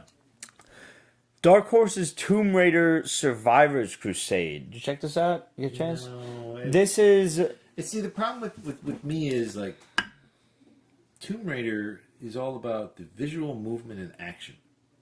So for me to pick up a book about it... So you're more like a video game kind of guy with yeah, this. and I did this with John Wick, too. And I actually flipped through John Wick. I want to talk about that in a minute. It's the same thing. It's all about the visual movement. Right. So it's... And not to say... Yeah, I like the movement. concept of Tomb Raider. I like the storyline. We did a great interview with Ashley A. Woods back at Comic-Con, which you can find on peachbasement.com, and you can find it on Peach Basement YouTube, the main YouTube. Just search Ashley A. Woods or Tomb Raider, and you'll come up with that interview. And she's the artist, and she's great. And she also did a bunch of stuff for Stranger Comics, Niobe. She is Life. With our boy Sebastian Jones. She's a great artist, and she's also a video game nerd like you. And we had a really fun interview, and it was funny because when we started talking about video games, we're like, hey, yo, what's Finally, something in common. Okay, now I can talk about it's this. funny, man. When nerds find that one thing, like bang, yeah. we go on it. The book Light 'em up.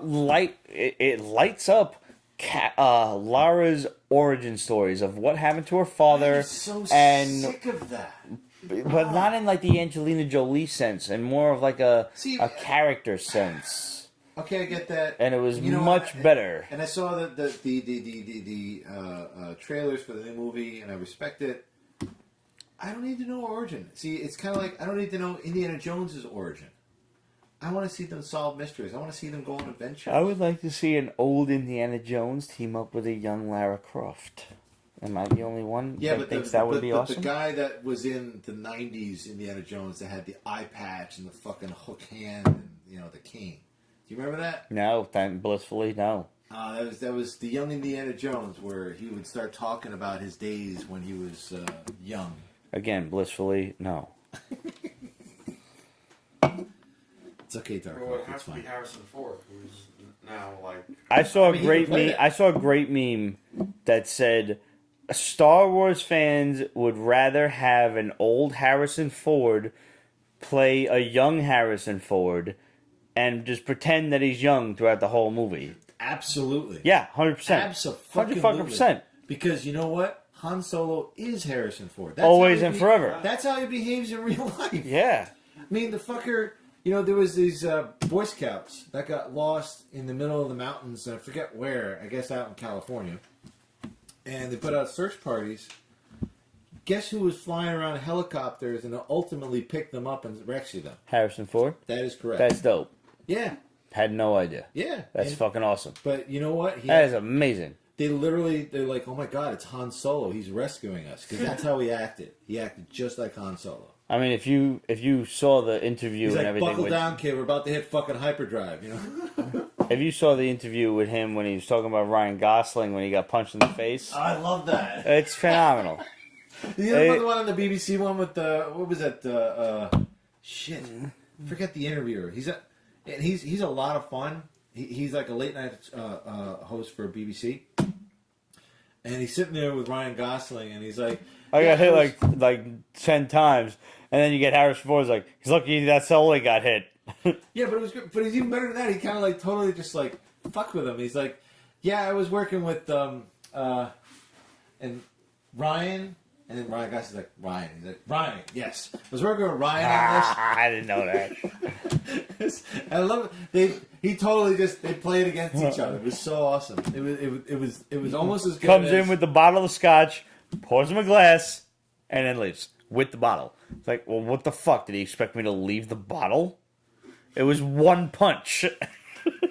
Did you see 2049 though? Not yet. There's a lot more to that bottle. Oh, I can't wait. I haven't seen it yet. I will though. The dog lives. Don't worry. Good. The dog lives. That's all that's important. Oh. Giantkillers from IDW. Did you get a chance to read this? Was that the same thing as the one that years ago where the girl, she has like this weapon in her purse to stop the giant? No. This felt like there was something else to it. Like I might have missed a storyline somewhere. I'm just wondering Because it was flashing back to things that were very like, they were drawn so early image Rob Liefeld-esque that I'm like, did I miss something? Why do you bring up that name? Because it was drawn like that. That is the name that will not be mentioned. That was I Killed Giants or something like that, Sean Thank you. said. Yeah. That was a great book. This book Hopefully, was... I think it's getting adapted to a movie.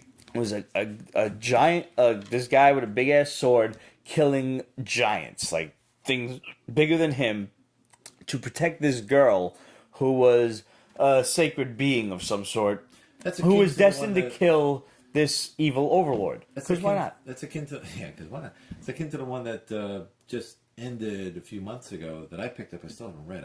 Like we got done with this episode about it, and I'm like, fuck! I just went out and bought it. Where he gets like the god's sword, and he goes out and he's just a normal guy in the middle of nowhere. And God Country. Yeah, it's dope. Yeah. It's so good. Yeah, it's good. This is a little reminiscent to that actually, without the magic sword. Because this guy's just like a super fighter dude, and she meets a wizard who's teaching her all about her powers and everything. And all the while, I'm sitting there like, did I miss something? Because this is a zero issue. It's an introduction. And I'm sitting there like, what did I fucking miss, you know? There's tones of like Excalibur, Lancelot. Yeah, Guinevere. there's also Merlin and everything. There's a little bit of Beowulf in there too. There's a lot of stuff going on here. Yeah. But it's a good story. I'm not thoroughly convinced that I haven't missed parts of it. So I'm going to have to do a little research on what maybe came before it, or if this is really just where Bart Sears, wrote How did and I drew miss this. this? Bart Sears wrote doing the and art? drew the shit. What? Yeah, dude. So, like, I'm signed on already. Like, I just want to make sure, like, I didn't miss anything. Ever since XL, This is a girl with some crazy superpowers that she doesn't understand, who's being protected by a big-ass crazy knight with a sword who's defending her against an evil overlord and his evil minions, and she's got a wizard who's teaching her the ways of her powers. So, I took a course in college called Medieval Heroes and Warriors. This is fun, man. This shit is fun. This is Yeah. a fun book. The reason I bring it up is I took it because the guy could tell he did the Nibelungenlied and Beowulf from memory, and he would do it the traditional way, which is the storyteller, where he doesn't read from the book; he just tells you the story. I like that. But All of the things you mentioned, thank you. All the things you mentioned just speaks to pretty much all of the major tentpoles of the major sing songs that have graced our culture for the last 1,000 years. So obviously that's on purpose, but now I'm really interested. I gotta go out. I gotta get. it's a good book. It's a fun book. I gotta get the Batman one. Which I don't know. I find that I like IDW best when they don't try to do my 80s properties. Yeah, like when they don't do Transformers, like Black Mask or fucking G.I. Joe, or Mask, or... No, Black Mask. Oh, yeah. Wait, Black Mask as in the black guy that's now the head of Mask? No. Or... Oh, because... The Black Mask. The guy who's like... Black Mask. His face is so fucked up. He's hooked on heroin, but he puts on a black mask to do what the... Yeah, that was actually a pretty good story, I thought. I love that.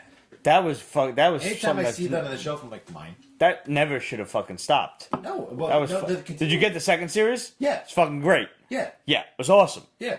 And he's going back the way he came to... No, I thought you meant the guy that was in Mask that used to be a blonde-haired white dude that's all of a sudden a black guy that with no explanation.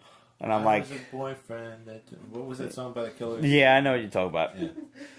Like, all right, you want to change characters, change them, but like, I don't change them for the sake We of can changing change, just like Darkhawk. No, Yeah. Giantkillers, good book. Mystik U from DC. Did you check that out? No, I'm sorry. All right, this is if you like Zatanna, the girl with the fishnets and the tight bosom and No, I no? don't like anything that's magic.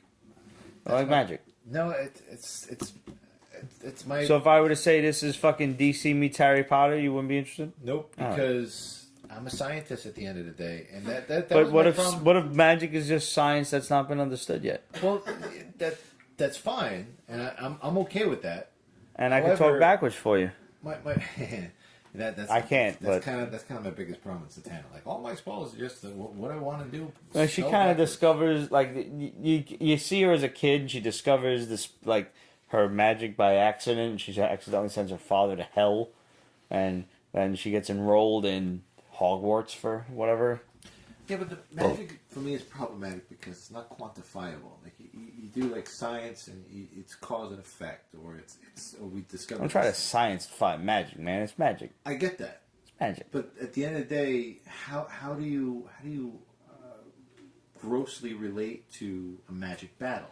Like when Stephen Strange goes up against Dormammu, like the movie. I've come to bargain. Right, did a great job at that. Yeah. That grounded it for me. Because he could not win that fight, obviously. But when he's the Sorcerer Supreme, how will I understand the different levels of, the dance? Because at the end of the day, like what Bruce Lee Hopefully said, the hoary hosts of Hoggoth will help you. yeah. But as Bruce Lee said, a good flight is like a good play, but played seriously. So I won't be able to understand the different levels of intricacies because there's no reference for me. I understand. Magic can be anything, pretty much. Yeah, Like, I can just decide that my magic's stronger than yours. How are you going to contest it? It's kind of like you can tell me the Earth is flat.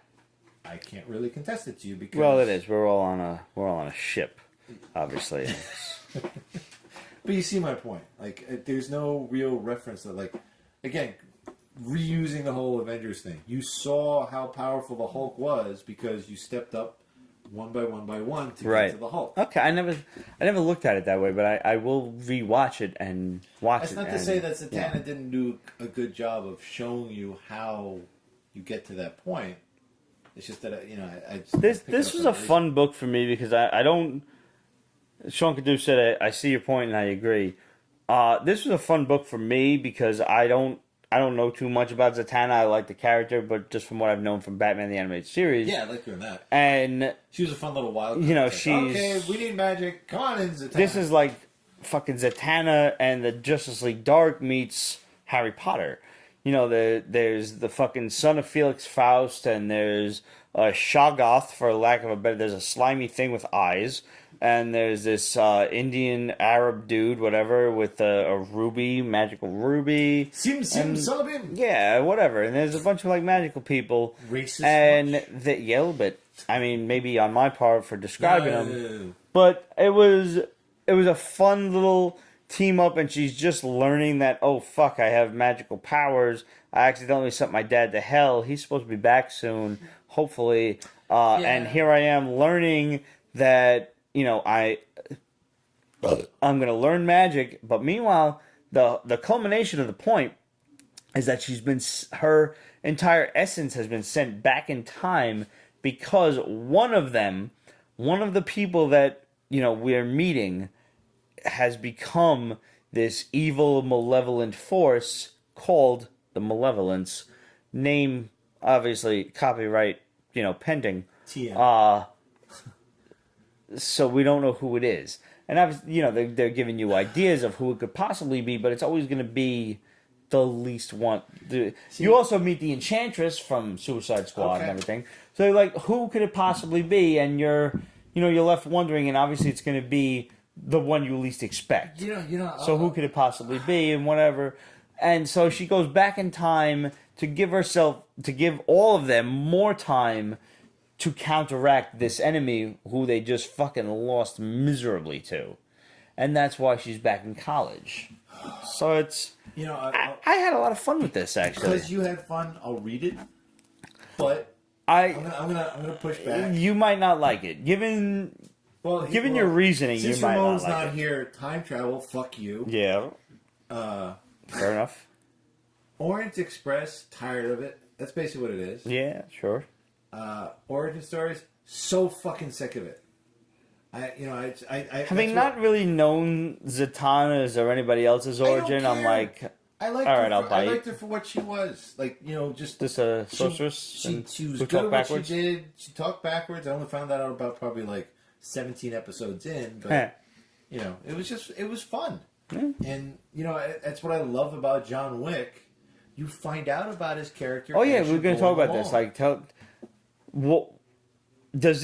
how does this relate to because I didn't see the sequel yet. How does this relate to the movies? It's a prequel. If I understand to both correctly. of them. Yeah. Okay. Yeah, because you know the way it leaves off in the second one, it could not line up with this comic at all. Okay, so this is before both movies. It feels like, and you know, it kind of did. I love the first movie. He killed like 800 people. You'll love the second even more. I know. I've heard. My father's seen it. He's like, "You got to watch it. I taped it for you." What the fuck is wrong with you? We told you about this like 3 months ago. I know. I know. Kidnap you. I'm the worst with like I get Netflix on because nothing's streaming. I refuse to pay for it. If I could stream it somehow, if I could get the DVD that I'm already paying for. Yeah, that's true. Well, I'll let you borrow mine. The interplay between him and Common was so much. Common. He's working his way up the ranks. I get it, but he's such an underrated actor, from an action perspective and from an acting perspective. He has such gravitas. Mm-hmm. And I thought it was, you know, obviously you could say from a color palette standpoint because the guy's black and John Wick's white, but at the same time they were cut from the same cloth, and yeah, I don't want to spoil it for you. Can't movie pass, Pete. Yeah. John Wick is played by Keanu Reeves. Keanu Reeves, yes. Yes, thank you. is he good or is he the same? I saw John Wick 1 and it's fucking dope. So I can only imagine part 2 So is it's not just like as good. Like a Matrix. Not at all. Let me put it this way. I met the Lieutenant General to SOCOM and his aide-de-camp, the Colonel. When I asked them what's their favorite movie, John Wick. So that just goes to show how realistic it could possibly be. They caveated and said the only thing is you're never going to find that much cover in a firefight. But they did their homework. Yeah. So both of our books of the week, I think, we could chalk up to Batman Creature of the Night. How good was this book? You know, I had this was like in Elseworlds. It was so much fun. The kid is a Batman fan, and his parents get killed, and you're in a real life scenario. But are you? But are you? It was one of those that it fucked with your mind. It kind of reminded me where what was the recent one with the impossible, the New Gods guy that always escapes from everything. Mr. Miracle. Yeah, and it had that great little change of reality. You don't know what the fuck is going on. So The whole Batman flying around thing as like a vampire, like what is this Batman thing? Is it in his head? There is a bat. Okay, so there's this little kid who his name is Bruce Wainwright. Obviously, he's a Batman fan because of that. His uncle is Alton Frederick something. Alfred. Uncle Alfred. So his parents get killed, and his uncle Alfred is the guy who's like taking care of him, but he's not allowed in Alfred's home. He's growing up in like a foster home in a school, and he's really upset. Like, you don't want me, you don't want to take care of me. And he's like, no, but my lifestyle is not, conducive to having a kid around. And you got the feeling that maybe this guy's got kind of a secret. Is he the vampire? Is it a vampire? What is going on? Why is there this bat creature flying around trying to solve the murder of this kid's parents? It's like an amalgamation between Batman, Man-Bat, and when Batman became a vampire. Yeah. Batman by Gaslight, I think that was. I can't remember. And then It's the so artwork, good. the writing feels like... So I'm a big fan of, I kind of hate it right now, but I love hating it. Kill or Be Killed, which is by... That's a good book, yes. Yeah, Ed Brubaker and Sean Phillips, right? This is by Kurt Busiek, who, if I'm not mistaken, came to fame writing Marvels alongside Alex Ross. Okay. So I believe it was Marvels. the flow of the pains, the tempo of the writing, even the script, and they go back and forth between the old script and the new script. Oh my god, with the fucking cursive of the old man versus the haphazard print of the young kid in his journal. Yeah. Even the setup in the beginning where they bring you into like the late 30s, early 40s Batman, you think, okay, that's where it's going to start, and then you're in modern day, and then the cliffhanger at the end, where you're still really not sure. You have no idea what is happening. All you're aware of is this kid through. He's a big Batman fan. His name is Bruce Wainwright. He's a big Batman fan. Now his parents got killed.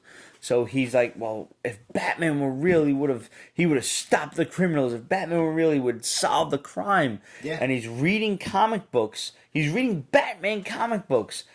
And, talking to the police officer, Gordon something, who he just called Officer Gordon, Commissioner Gordon. Yeah. And even the cop, when they catch a break, was like, it was like something was just behind me. There's even a point in the comic where he's talking to therapists. So you really wonder, are you reading the diaries of a madman? Right. Or are you really like... Where is this? Can you trust the narrator? It's one of those books where you don't know if you can trust the narrator. Who's the narrator? Because we've had two different ones. We've had the old man, and we've had the kid. There's three different ones. Did I miss one? Yes.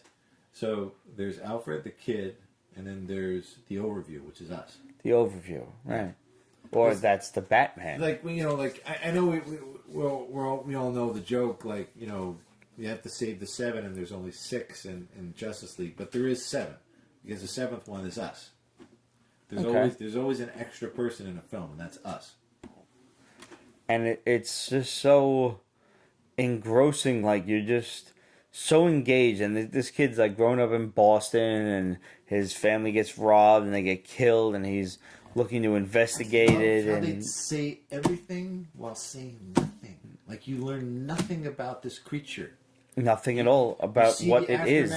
You interact with it. You watch him interact. You even act with it at the same time, and he's like, I don't know if this is. The kid even says, like, paraphrasing, but I don't know if this is me, if it's a dream, if I'm alongside it or what. And you don't know if it's. Is it leaves? Is it bats? Is it the uncle? Is the uncle a vampire, and he's out there like, trying to solve the murder of his niece and for his great nephew? Is it happening? Because that's the easy answer. Well, and the uncle is narrating in the beginning, but if I would have taken him in, things would have been different. And it mirrors it at the end of the book, and the first chapter. If I would have taken him in, things would have been different. So maybe it's not the uncle as the vampire. End, one key point. We gave him the police scanner. Mm-hmm. Now that you might see, which is like almost a way to not communicate with this bat creature, but to direct him. No, to communicate and direct. Mm-hmm. So now it's no longer in his head. He's now communicating through a device. He knows where to send it. Not only that, if nothing else. So, do you remember the movie Frequency? Sure. Okay. That's the one where he communicates with his dad from like 20 years ago, right? Right. Or something like that? Yeah, he made his dad real again by changing past events through... Mm-hmm. Yeah, I remember. Same thing here. Yeah. He's creating this thing or creature through... Okay. What I'm not... But now they've caught... No, but what I'm not explaining, what's in my head, is kind of like BPRD. Turn of the century, when they first discovered electricity, it was like this ridiculous thing. They have no idea what the hell Your electricity. Yeah, and they actually called it at one point Vril energy. And that's kind of run into a lot in BPRD and Hellboy. It was just seen as this energy. They have no idea how to manipulate it, but it's probably something super powerful. That's what they saw electricity as. We know somewhat differently now, but back then it had a mystical property to it. Okay. He's now using an electrical device to communicate. Electromagnetic airwaves are what move our voice across, radio waves and everything else like that. Theoretically, then thought becomes action, becomes reality. So that's why he was saying, like, if we only knew, we probably wouldn't have done blah, blah, blah. He's not only directing it, he's giving it power and creating it. Huh. Okay. I see where you're going with that. Yeah, I took a really scientific direction. You did. You did. But, I mean, you don't know where the thing could possibly be going, but I had little to no faith in this Batman Elseworlds, and I know they don't use the Elseworlds term, but that's what this is. It's a Batman Elseworlds. Totally this is like a year one of some kind. This is not year one. Earth 1. I thought they were redoing the whole thing, and I'm like, not again. This is so fucking dope. Yeah, this is so good. I'm in. This is a book you need to get out there and read. Batman: Creature of the Night. From Kurt Busiek and art by John Paul Leon. Get out there and get it. Can't recommend it enough. I kind of wish that what they did with Batman in this comic they did with Darkhawk, because it's almost make him like a shadowy creature. Like not even, maybe it's real, maybe it's not. Well, they don't up the scare factor enough with Darkhawk, in my opinion. He's kind of. I can see where you could. Yeah, he's the Terminator and Predator at the same time. I mean, you have to. He suffered from being created in the 90s, so he'd have to be revamped to be which is fine. Scary. And honestly, you could do that with. He's Nova in armor. He could grow. You just got to get the right artist, the right writer, and the right editor. So. A couple of weeks ago, we had a question. We were giving away the J. Scott Campbell version, Midtown Comics variant of Marvel Legacy. And the question was, what was J. Scott Campbell's very first published work? And it was Chris Cooper who actually answered the question correctly. And does anybody know this out there? Anybody want to guess this one? Did You it know this Garfield one? come? Do you know this one? No. J. Scott Campbell's very first published work. Published. Because it saw print. Counts. Published work. Was in Nintendo Power. Issue 6. 1989. When he drew a supervillain for a video game. Which one? Okay, he submitted a video game character for the game Lock Arm. Oh, is the letters in the back sort of thing? Yeah, and that is technically My his brother- first published work. He had it's like a double page spread of this is J. Scott Campbell, Those are and beautiful work. I remember he's from the Wikipedia page. In 1989, J. Scott Campbell, then age 15, entered for and won an Invent the Ultimate Video Game contest featured in the issue 6 of Nintendo Power's official magazine, where submitted contest entries were to consist of drawings and concepts for a video game. Colored drawings for Lock Arm, the video game idea he pitched, were published in the magazine and were the winning entry. So not only did he win the Nintendo Power contest, which obviously never became a video game in the first place, but this was, at the age of 15, his very first published work. My brother bagged and boarded all of those. I'm gonna find that. I want to see what This is worth 20 30 bucks, give or take, on the open market. It's got a Ninja Turtles cover. I remember that one. Yeah. And if you have J. Scott Campbell sign it, you can have it graded, and you can pull up to, over $100 for this. Heavens to Murgatroyd. Yeah. So, Chris Cooper, congratulations on getting the only correct answer on this. You are right. J. Scott Campbell's first published work was Nintendo Power Issue 6 Lock Arm. You get the Marvel Legacy Midtown Comics variant. Send us your address and we will get that shit sent out to you lickety split and with any luck, it's Christmas time, so I'll probably get to the post office pretty quick. So the quicker you send us your address, the quicker I can get to the post office and ship it out to you. No FedEx ground? No, fuck FedEx. They leave the shit on stoops. Oh, that's right, yeah. They really do. God almighty, they act like my fucking neighborhood is Nebraska and my nearest neighbor is 6 miles down the road. They just leave shit on my stoop. This isn't fucking Brooklyn and somebody's gonna come by along and say, hey, free box, that must be mine. What do you mean? You're all friends and neighbors. Fuck that noise, man. I gotta tell you, the whole pointing of the toes thing is great on this. Pretty cool, right? Yeah. Guys, thanks for tuning in. As always, by the way, if y'all haven't discovered Wish app yet, that's where I got this PlayArts Batman from. Before we started filming, Chris had commented on the proper way that Batman is holding the katana backwards. Yep. The PlayArts shit, this shit is $150 to $200 in a store. Ask me what I got it for. What'd you get it for? $35. $35 on the Wish app, sent from China, and it gets here in a couple of weeks. It's fully posable. It is the exact PlayArts one. It came in the box and everything. It's not fake. It's not a knockoff. It's the shit. And it's $35. Or you could go and pay $100 at your local comic shop. Whatever you want to do. So that's up to you. Or also got this fucking dope as fuck Guyver 3 Figma figure, and he's hooked on Batman's cape. Guyver 3 Figma figure that is just ridiculous. So awesome. Looks similar? I don't know. So cool. That was a little expensive, and I didn't find that on the Wish app. I found that on MidtownComics.com, and I got a hold of it.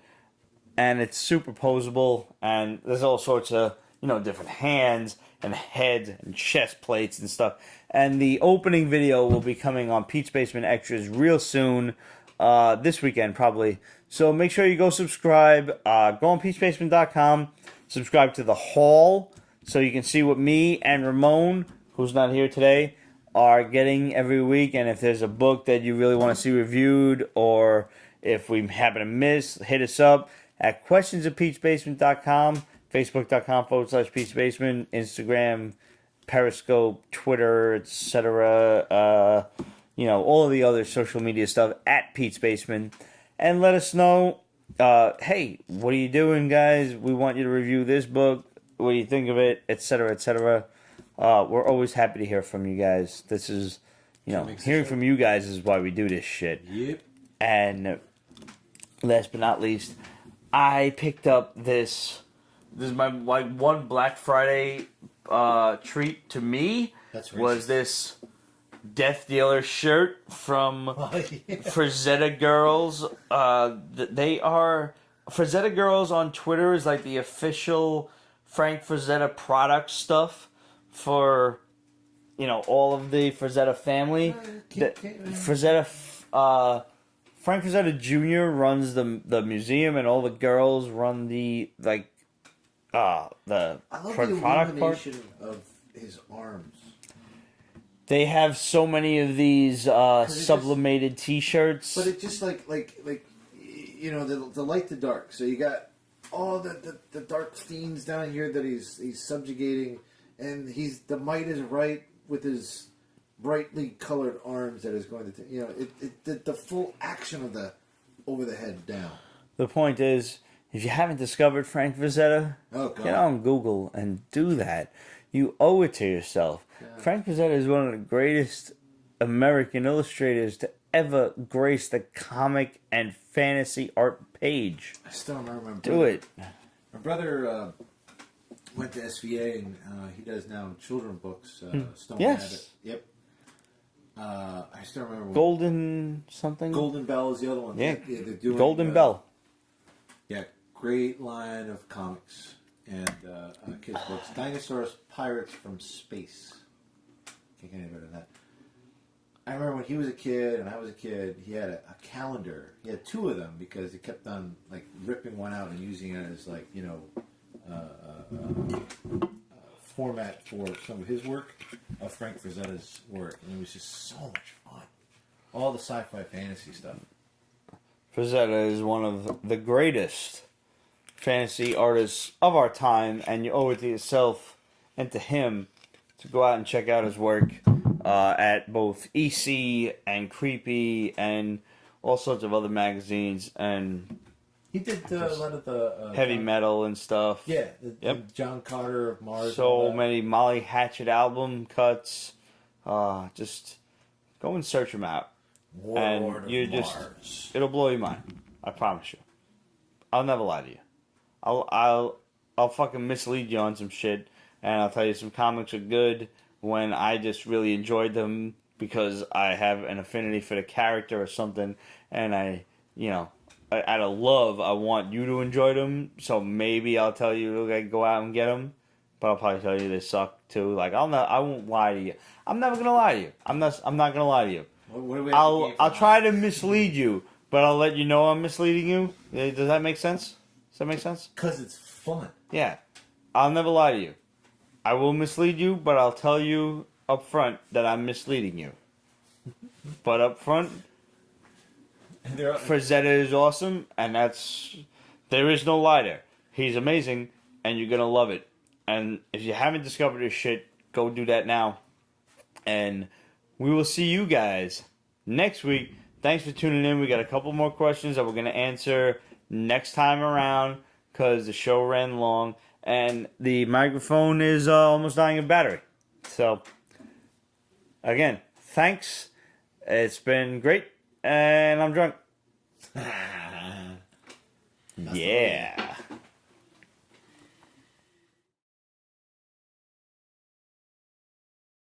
Pete's Basement is copyrighted 2017, Ripped Productions.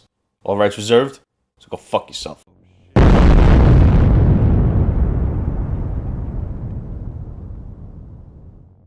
Scotch! Make sure. Save every one of us! How the hell do you confuse a rocket scientist? Very easily, apparently. Tell him the earth is flat. And ask him what's on the other side of the frisbee. Stop it. Hold that thought, because I gotta fucking pee. That was just the intro. We're live. Real- Use the I don't give a bucket. fuck if we're alive. Come on.